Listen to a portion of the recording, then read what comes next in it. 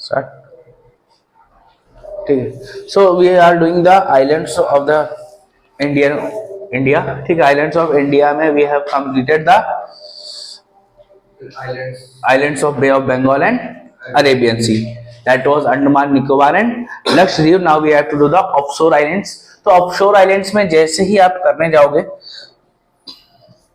तो offshore island में आप स्टार्ट करोगे वेस्ट बंगाल से। वेस्ट बंगाल में you will have Sagar, after Sagar you will have new मुरे। न्यू मुरे आपको यहीं पे दिखाई दे रहे होंगे। ठीक है, न्यू मुरे मिला। न्यू मुरे के बाद आप ब्रह्मणी रिवर के माउथ पे देखोगे, आपको मिलेगा Abdul Kalam islands. APJ Abdul Kalam islands, इसी को पहले नाम क्या था? Wheeler island. It was also known as Wheeler island. Then इसी के बाद थोड़ा सा नीचे जाओगे तो आपको मिलेगा पारीकुड। ये आइलैंड, ऑफशोर आइलैंड्स क्या है? ये इंडिया की बाउंड्री से जस्ट ऑलमोस्ट लगे हुए हैं, इंडिया से थोड़ा सा पास है। ठीक है, इसके बाद कौन सा बताया मैंने? पारीकुड। पारीकुड के बाद जब जैसे ही आप आंध्रा पहुंचोगे तो आपको पुलिकट लेक दिख रहा है। पुलिकट लेक के बगल में क्या है? Sriharikota. That is your Satish Dhawan space centre. ठीक है, जितने भी आपके मिसाइल रॉकेट लॉन्चेस हो रहे हैं, most of the launches are taken place from here. फिर इसके बाद आप जैसे ही और नीचे आ जाओगे तमिलनाडु के पास, तमिलनाडु और श्रीलंका के बीच में नीचे दिख रहा होगा Dhanushkodi.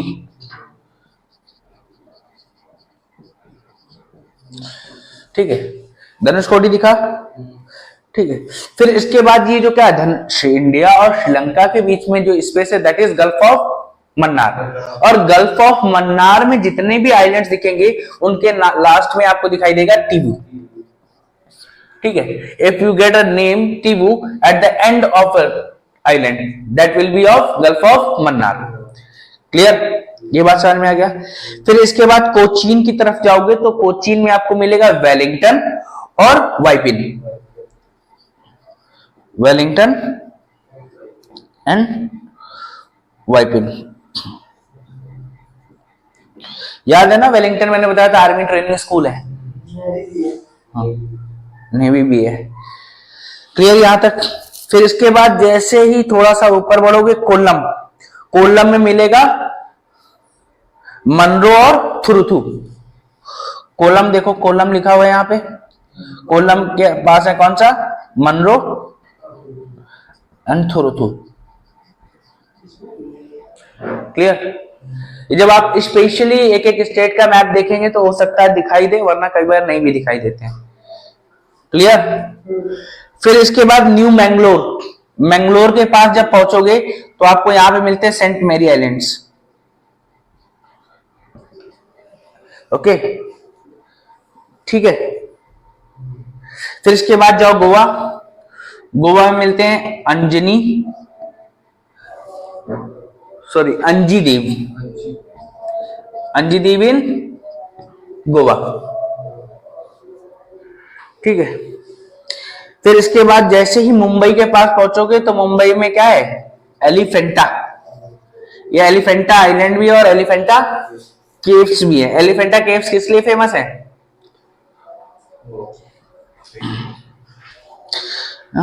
Buddhist and Shaivite caves, Buddhist and Shaivite caves. Okay. Then जैसे एलिफेंटा से ऊपर बढ़ोगे आपको मिलेगा क्रॉस आइलैंड। ठीक है। इसके बाद थोड़ा सा ऊपर पढ़ोगे मिलेगा आपको सेलसेट। आपको हिस्ट्री में पढ़ते हो सेलसेट की ट्रीटी। ठीक है, सेलसेट। देन उसके ऊपर थोड़ा सा बढ़ोगे आपको मिलेगा दीव, DIU। ये दमन एंड दीव वाला दीव नहीं है, okay, it is a different one. Then Gujarat के पास आपको मिलते हैं खारिया, आलिया बेट और Khadir Bet. These are in Gujarat. Clear. ये नर्मदा और तापी के माउथ पर है। Done. So in this way we have completed our offshore islands. Starting from West Bengal we have Sagar and New Murray. Then उसके नीचे आ गए हम एपीजे अब्दुल कलाम या व्हीलर आइलैंड. देन आंध्रा के पास हमको क्या मिला, पहले पारीकुड मिला, and within Andhra we have Sriharikota या Satish Dhawan space centre. These are the islands of Andhra Pradesh. Then Dhanushkodi in Tamil Nadu in, ठीक है, almost around in Gulf of Mannar.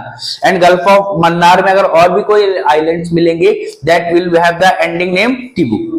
Then आप कोचीन पहुंचोगे, कोचीन में आपको वेलिंगटन और वाइपन मिलेंगे.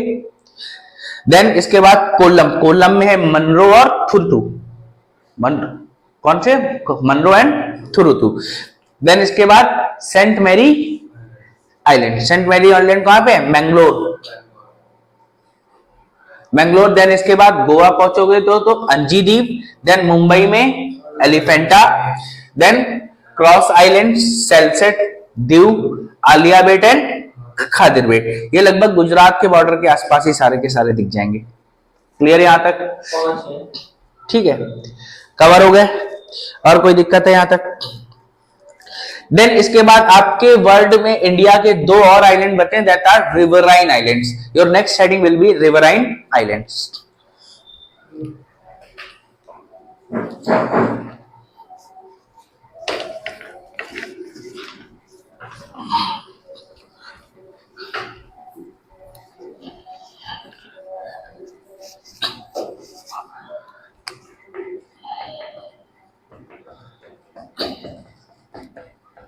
What are riverine islands? That the islands in the river. जो islands river में हैं उनको हम क्या बोलते हैं? रिवराइन. अच्छा, आइलैंड और आइलैंड्स में क्या फर्क होता है?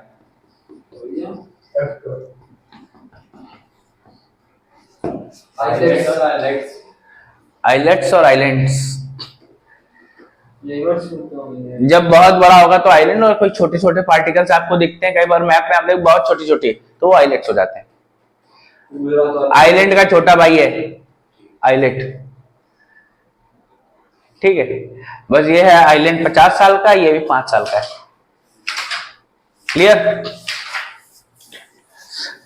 तो islands in the river are known as riverine island. और इंडिया में ऐसे दो आइलैंड है, एक है माजुली, माजुली इन ब्रह्मपुत्र. ये लगभग असम के पास बात करोगे तो असम के पास दिख रहा है.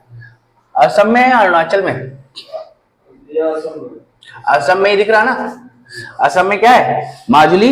And it is the largest island of, largest riverine island of world. दुनिया में इससे बड़ा रिवर में कोई आइलैंड नहीं है. ठीक है, इसी में एक फ्लोटिंग, वो भी है, ये फ्लोटिंग डिस्ट्रिक्ट है पूरा का पूरा. It is the largest floating district of world. इसी में पोस्ट ऑफिस भी बढ़िया बना हुआ है, सब कुछ मिलेगा भाई. डिस्ट्रिक्ट है तो यहाँ सारी सुविधाएं होंगी. क्लियर? ये कहां पे है? असम पे. लार्जेस्ट फ्लोटिंग आइलैंड या largest riverine island of world. Then इसके बाद मिलता है मेदांता, मेंदाता, सॉरी मेंदाता, या इसी को बोलते हैं शिवपुरी. ये नर्मदा रिवर में, it is in Narmada river. ठीक है, तो आपको ये दो क्या है? These are your two riverine islands. Here we have completed the Indian physical and geological part. ठीक है, दो पार्ट आपको पढ़ाने थे, एक जियोग्राफिक जियोलॉजिकल पार्ट पढ़ाया था, एक फिजियोग्राफिकल पार्ट पढ़ाया था. तो जियोलॉजिकल में how the India was form, then how India does look likes and what are its features. We have completed the entire part. Clear? Now we have to do the drainage of India. हमको क्या करना है? Drainage of India.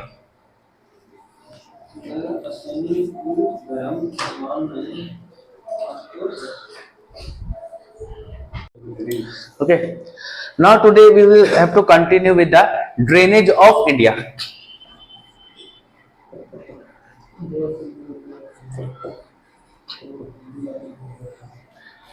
India के drainage की बात करें और इसमें हमारी पहली हेडिंग है availability of water, water availability. तो वाटर अवेलेबिलिटी की बात करूं मैं, तो वाटर अवेलेबिलिटी का प्राइमरी रिसोर्सेज क्या है इंडिया में? रेन। और ज्योग्राफी की लैंग्वेज में बोले तो इसको क्या बोलते हैं? प्रेसिपिटेशन। Primary sources precipitation. देखो ज्योग्राफी बहुत पढ़ चुके हो, थोड़ा ज्योग्राफी बोला करो, ठीक है। The primary sources precipitation and average rainfall of India is 125 centimetre per year. It is the average rainfall of India. Then अगर मैं आपसे बात करूं टोटल रेनफॉल ऑफ इंडिया क्या है? Total precipitation of India. तो इंडिया का एरिया कितना है? What is the area of, बताओ? 3287263 3287263। It is the square kilometre. It is the area of India. Area का यही ये तो है ना, 3.828 हेक्टेयर। मिलियन हेक्टेयर बताया, क्या बताया? 32.87 मिलियन हेक्टेयर्स। और पूरा ये हेक्टेयर। तो टोटल रेनफॉल ऑफ इंडिया की मैं बात करूं तो टोटल रेनफॉल है area of India, then average rainfall, and you will get around 4000 cubic kilometer. You will get the rainfall around 4000 cubic kilometer. It is the total water availability of India. पानी की जो total water availability है वो क्या है? 4000 cubic kilometre. और ये हमको कहां मिलता है? इंडिया वाला जो पार्ट है, इंडिया में जितना भी आपको इनलैंड वाटर दिख रहा है, कहीं भी बह रहा हो, that is the total volume of water in India. Clear? ठीक है। अब ये जो आपका 4000 क्यूबिक किलोमीटर है, इसमें से जो हमारा 1900 क्यूबिक किलोमीटर है, it is potential river flow. हाँ, 1900 cubic kilometer out of 4000 cubic kilometer is the potential river flow। ठीक है, ये क्या है आपका? पोटेंशियल रिवर फ्लो है। यहां तक कोई दिक्कत है? ठीक है। और जिसमें से आपका 1150 क्यूबिक किलोमीटर इज यूटिलाइजेबल, जिसको हम क्या कर सकते हैं? यूज कर सकते हैं। केवल इतना हम यूज कर सकते हैं।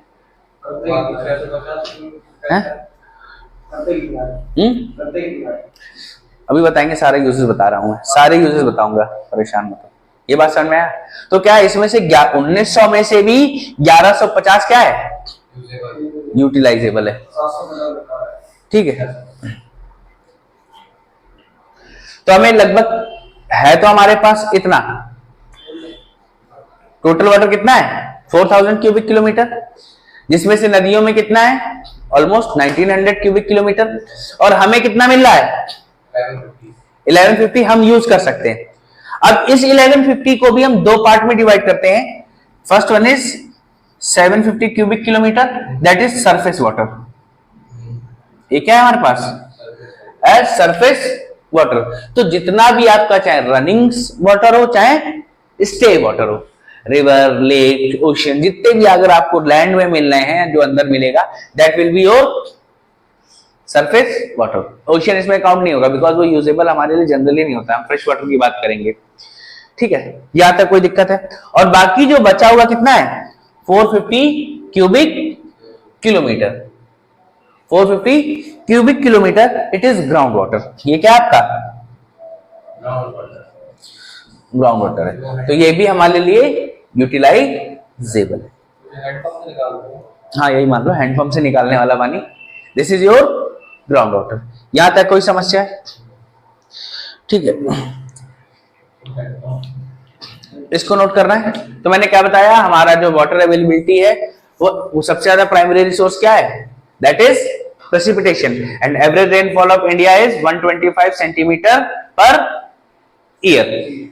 Then the average total rainfall is 4000 cubic kilometers.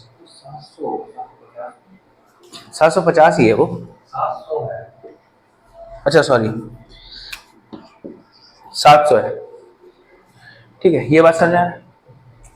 तो क्या है, area total rainfall is 4000 cubic kilometre, जिसमें से 1900 cubic kilometre is potential river flow, और उस 1900 में out of 1900 1150 is utilizable. Then इस 1150 को हमने टू पार्ट्स में डिवाइड किया, one is surface water that is stay और running in any state that is 700 cubic kilometre and 450 as ground water. यहां तक कोई प्रॉब्लम है किसी को, कोई समस्या? इसको साफ कर दें, ठीक है, नोट कर लो।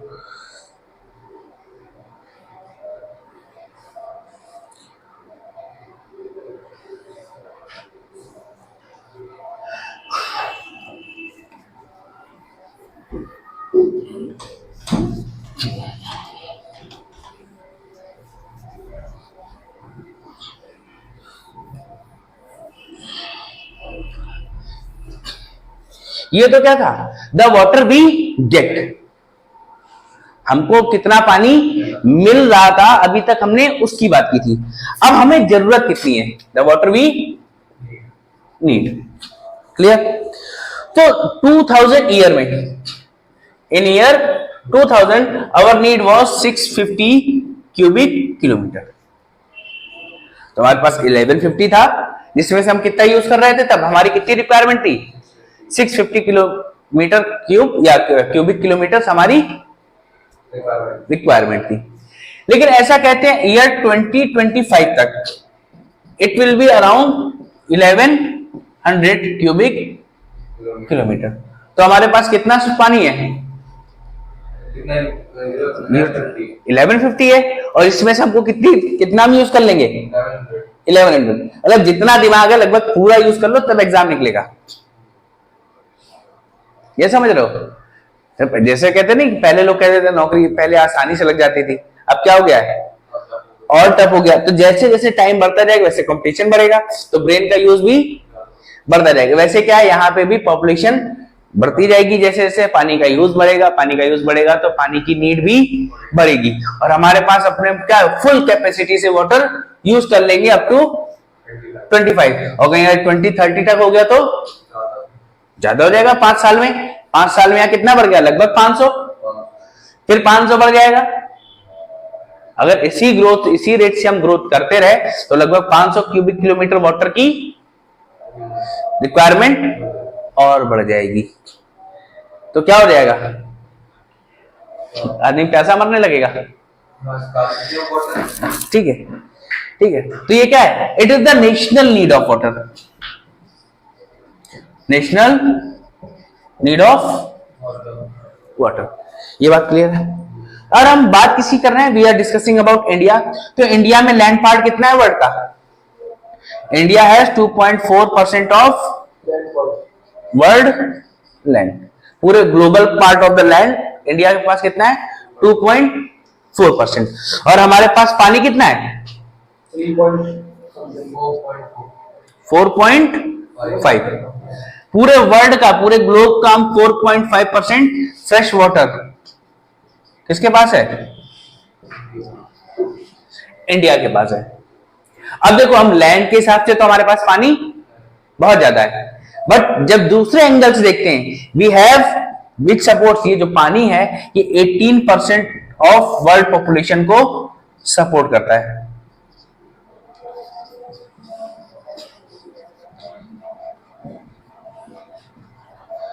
समझ रहे हो? This 4.5% of fresh water supports the 18% of world population. ये बात समझ आ रही, यहां तक कोई दिक्कत है? ठीक है। तो सोर्स ऑफ प्रेसिपिटेशन क्या थे, sorry source of rain, source of precipitation ही है, ठीक है। अच्छा, सोर्स ऑफ प्रेसिपिटेशन क्या है हमारे यहाँ, अरे बारिश हो रही है, प्रेसिपिटेशन यानी रेन। तो प्रेसिपिटेशन इंडिया में दो टाइप से होता है। कौन कौन सा? एक तो मानसून, एक नॉन मानसूनस। ठीक है, प्रेसिपिटेशन ऑफ टू टाइप, एक तो मानसून रेन में, मानसून सीजन में, एक नॉन मानसून। तो मानसून सीजन में हम कितना बारिश लेते हैं? We get almost 75% of precipitation in monsoon, और रेस्ट 25% हमको कहां मिलेगा? Non monsoon. और ये मानसून हमारे यहाँ इंडिया में कितने दिन के लिए आता है? 4 महीने। 4 में ऑलमोस्ट 3 महीने बोलो तो 1 महीने तो जाने में लगा देता है, पता ना, 15-20 दिन आने लगते हैं, 15-20 दिन जाने लगते हैं, तो ऑलमोस्ट 3 महीने हमारे पास बचेंगे। तो क्या है हमारे पास? मानसून 3 महीने में हम 75%, मतलब 25% टाइम में हमने 75% रेन मिलती है हमको। क्लियर? और बाकी क्या है? 75% टाइम में 25% रेन मिलती है। यहां तक कोई समस्या है? ठीक है, तो इससे हमें क्या पता चल रहा है? इंडिया में जो वाटर डिस्ट्रीब्यूशन है वो बहुत ज्यादा अनइवन है। होगा या नहीं होगा? इंडिया में वाटर डिस्ट्रीब्यूशन बहुत ज्यादा अनइवन है, तो जिसकी वजह से हमें क्या करना पड़ता है? स्टोरेज हमें करना ही पड़ेगा। अगर हमने स्टोरेज नहीं किया तो क्या होगा? नुकसान हो जाएगा। तो इसलिए नेचर ने हमारे लिए बहुत सारे नेचुरल स्टोरेजेस बना रखे हैं। कुछ नेचर ने बनाए हैं, फिर आजकल क्या हो गया है? कुछ हमने बना दिए। ये बात क्लियर है? This way several natural storages are there in the world या इंडिया, जो क्या पानी को रिजर्व करके रखते हैं। फिर आगे बात करते हैं, तो अगर प्रेसिपिटेशन की अनयूनिफॉर्मिटी की बात करें, मैंने कहा अनइवननेस ऑफ प्रेसिपिटेशन, तो आपको याद होगा मैंने आपको बताया है। अच्छा, ये नोट कर लिया आपने वाला पार्ट?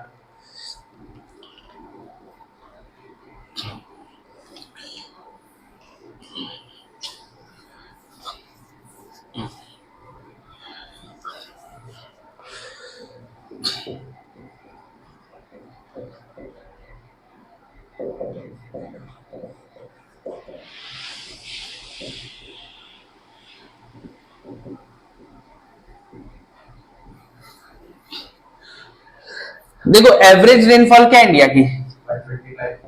125 सेंटीमीटर। अब राजस्थान चले जाओगे तो वहां की रेनफॉल कितनी है? 15 सेंटीमीटर। 15 centimetre per year. वहीं दूसरी तरफ आप चले जाओ कहां? मेघालय, मासिनराम, चेरापूंजी, यहां पे कितनी पता है? 1150, या एग्जैक्ट ये कहेंगे या नहीं तो हम कह लें 1250। ये क्या है? ये 10 टाइम्स कम है और ये 10 टाइम्स ज्यादा है। मतलब there is different of 100 times. 100 times difference हो गया ना? 10 into 10, it is 100 time difference in the unevenness of precipitation. समझ रहे हो कितना अनयूनिफॉर्मिटी है? ये बात क्लियर है? यहां तक कोई समस्या? मतलब इससे क्या पता चल रहा है? इससे हमें यह पता चल रहा है राजस्थान में सिर्फ साल में 5 दिन बारिश होती है।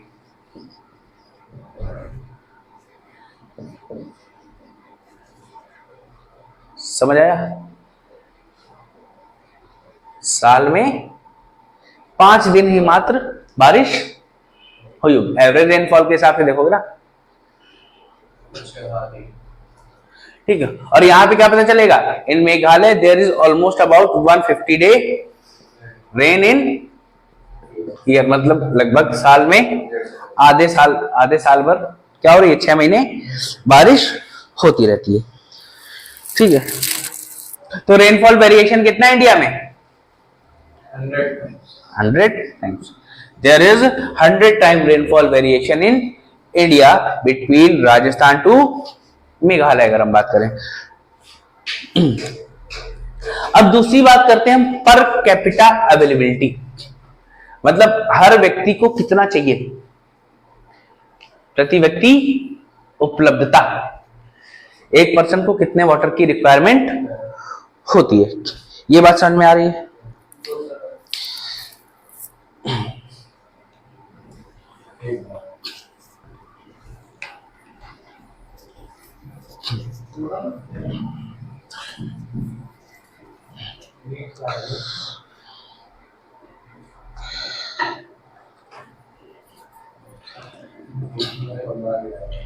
पर कैपिटा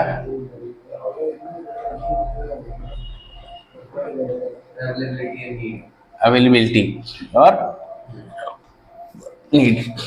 अगर किसी कंट्री में किसी के पास 1700 metre cube per capita per year से कम वाटर अवेलेबिलिटी है, मतलब एक कंट्री में एक व्यक्ति को 1700 क्यूबिक मीटर से कम पानी मिल रहा है एक साल में, एक पर्सन को 1700 cubic metre, that it will be water scarce country. नहीं, water stressed, it is water stressed country. यहां पे क्या होगा, पानी का स्ट्रेस है बहुत ज्यादा। लेकिन अगर क्या हो जाए, यही कंडीशन क्या हो जाए, 1000 के आसपास पहुंच जाए, मतलब क्या है, कंट्री में एक व्यक्ति को 1000 क्यूबिक मीटर से भी कम पानी मिल रहा है। If a person get 1000 cubic metre per capita per year, then it will be water scarced, water scarced country. तो वाटर स्ट्रेस कंट्री क्या होगी, जिस कंट्री में पर पर्सन को 1700 क्यूबिक मीटर पानी कम मिल रहा है, इससे कम पानी मिलेगा। और किसी कंट्री में अगर 1000 क्यूबिक मीटर से कम पानी मिल रहा है एक साल में किसी व्यक्ति को, दैट इज वाटर स्कार्स्ड। यहां तक कोई समस्या किसी को? अभी मैं बताता हूं। तो हमें बात करनी है इंडिया की।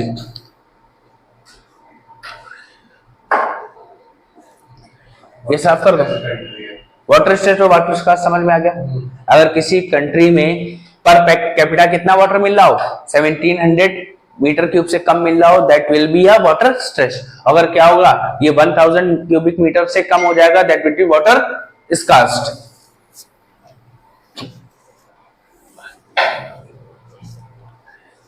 Then if we discuss about India, तो इंडिया को हम ऐसे नहीं जानते, इंडिया के बारे में हम हिस्टोरिकली बात करेंगे। हिस्ट्री नहीं पढ़नी है हमको, पानी की हिस्ट्री पढ़नी है। तो 1951 में India was having 5200 metre cube per capita per year. एक व्यक्ति को इतना पानी मिल सकता था, पानी पानी है सबके पास। फिर हमने बात की 1991 में, 1991 में it was 2300 metre cube per capita per year, just आधा। देन 2001 में कितना हो गया,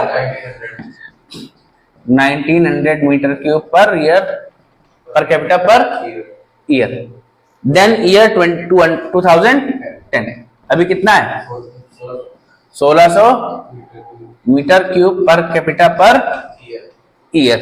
देन ईयर 2025 कितना है, 1400। क्लियर? देन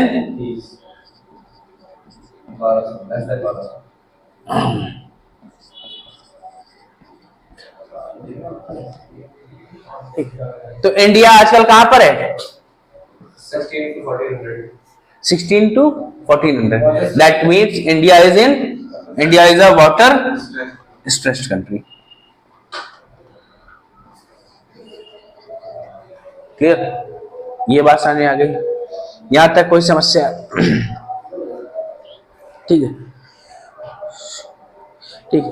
तो ये हमको आज यहीं तक करना था। इसके बाद हमको कंटिन्यू करना है द ड्रेनेज ऑफ इंडिया। तो ड्रेनेज पैटर्न्स में हमको क्या पढ़ना होता है, हमको पढ़ने हैं चैनल पढ़ना है, ड्रेनेज पढ़ना है, देन ड्रेनेज सिस्टम पढ़ना है, ड्रेनेज पैटर्न पढ़ना है, then basin, we have to do the basin, after basin we have to do the catchment, then watershed. तो ये सारी चीजें हमको करनी, वाटर डिवाइड की बारे में बात करेंगे। तो all these topics we will continue in the next class. Till bye bye.